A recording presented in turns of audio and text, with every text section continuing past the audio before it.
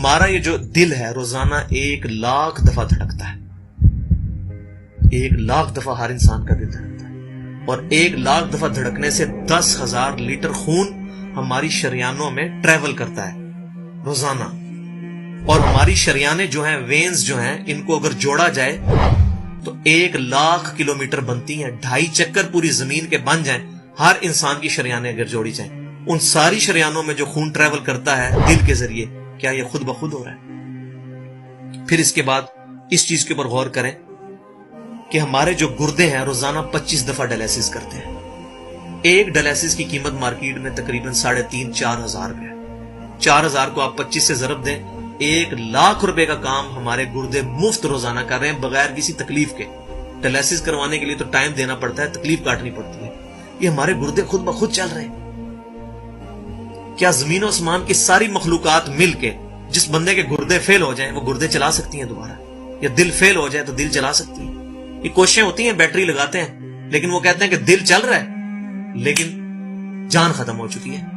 اس طرح دل چلنے سے جان نہیں آ سکتی بیچ میں. پھر ہمارے پھیپڑے روزانہ 23,000 دفعہ سانس اندر کھینچتے ہیں، 23,000 دفعہ سانس باہر نکالتے ہیں. اور جو سانس اندر کھینچتے ہیں، آکسیجن جو ابزارو کرتے ہیں، یہ آکسیجن پورے جسم کے ہر خلیے تک پہنچتی ہے. اور ہمارے جسم میں خلیوں کی تعداد کوئی ہزاروں میں لاکھوں میں نہیں ہے. ایک انسان کے جسم میں 100 ٹریلین خلیے موجود ہیں. 100 ٹریلین، اور 1 trillion is equal to 1000 billion, 1000 ارب کے برابر. اس کو سمجھانے کے لیے سائنٹسٹ نے یہ ایگزامپل دی ہے کہ اگر انگلینڈ جیسے 30 ملک ہوں اور وہ 30 کے 30 ملک درختوں سے پر ہوں، ہر درخت کے 10,000 پتے ہوں، تو جتنے پتوں کی تعداد بنتی ہے نا، 30 انگلینڈ جیسے ملک مکمل درختوں سے بھرے ہوئے، وہ سارے پتے گنے جائیں، ہر درخت کے 10,000 پتے ہوں، تو یہ 100 ٹریلین فگر بنتا ہے. اتنے خلیوں تک آکسیجن روزانہ پہنچتی ہے. جسم کے اندر خلیے موجود ہے، اور ہر خلیہ ایک پرفیکٹ فیکٹری ہے.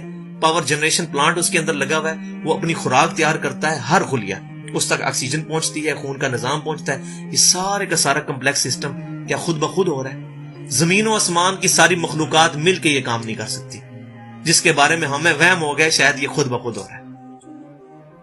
پھر اپنی آنکھوں کے اوپر غور کریں. ہماری آنکھیں روزانہ 12,000 دفعہ چپکتی ہیں. ایسے 12,000 دفعہ اگر ہم اپنے یہ ہاتھ کو الٹا کر کے ایک دوسرے پہ یوں رگڑیں نا، تو میرا خیال ہماری کھال اتر جائے.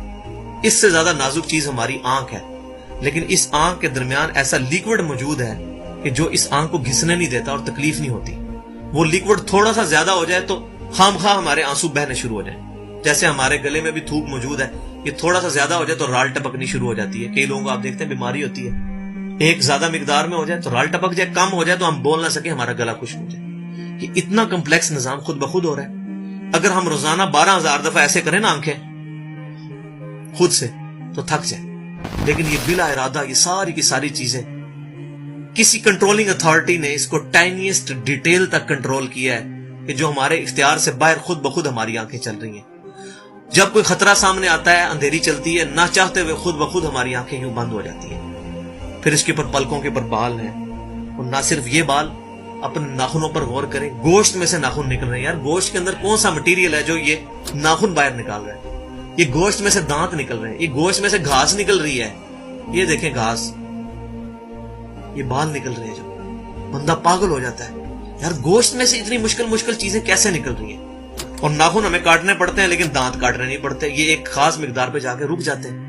یار دانتوں کا کوئی باپ ہے جو ان کو کہہ رہا ہے کہ اس کے بعد تم نے نہیں بڑھنا؟ سر کے بال بڑھتے ہیں لیکن یہ ہمارے یہ والے بال نہیں بڑھتے، ابرو کے بال نہیں بڑھتے.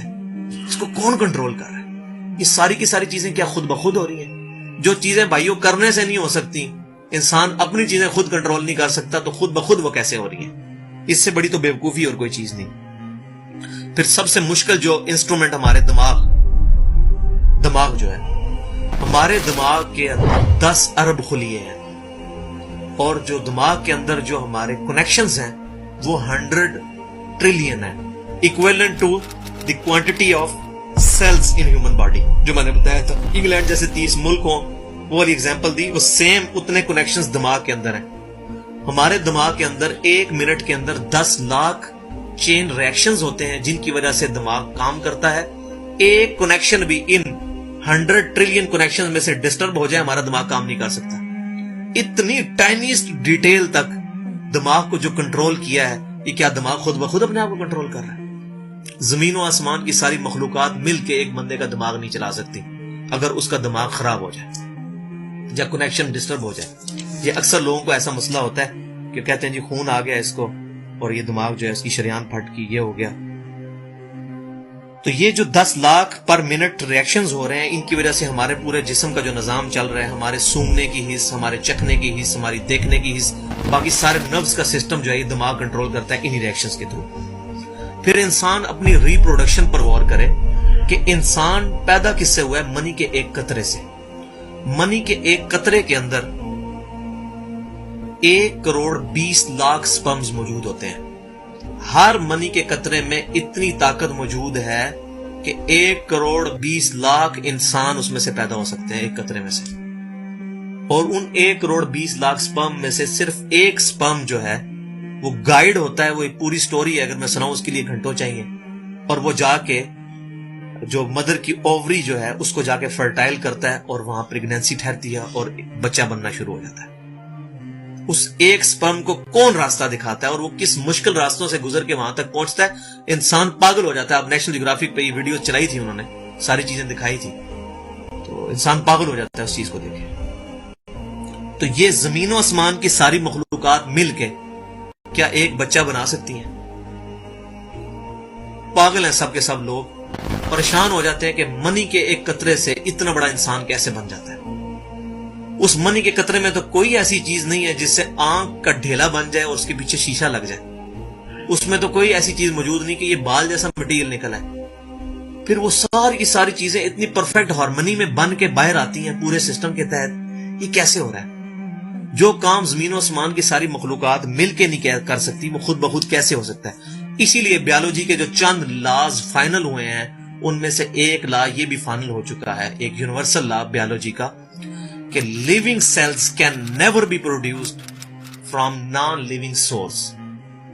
जिंदा जो खुलिये हैं, जिंदा चीज कभी भी मुर्दा चीज से नहीं बनाई जा सकती। जिंदा चीज से ही बनेगी, जिंदगी में से ही जिंदगी बन सकती है। अब खून, दुनिया के सारे केमिकल्स जोड़ लिए जाए, खून नहीं बन सकता। जिंदा बंदे का खून ही उस दूसरे बंदे को लगता है, क्यों कि लिविंग सेल्स है। तो ये बायोलॉजी का लॉ जो है ये फाइनल हो चुका है। तो अब तक जितनी मैंने डिस्कशन की, ये वो तमाम डिस्कशंस हैं जो आम इंसान, इसमें से मेजॉरिटी चीजें ऐसी हैं कि जो आम इंसान, चाहे आज का इंसान है चाहे 1000 साल पहले का इंसान है, वो इन सारी चीजों को ऑब्जर्व करके एक सुपर कंट्रोलिंग अथॉरिटी तक पहुंच सकता है, और वो अथॉरिटी है अल्लाह।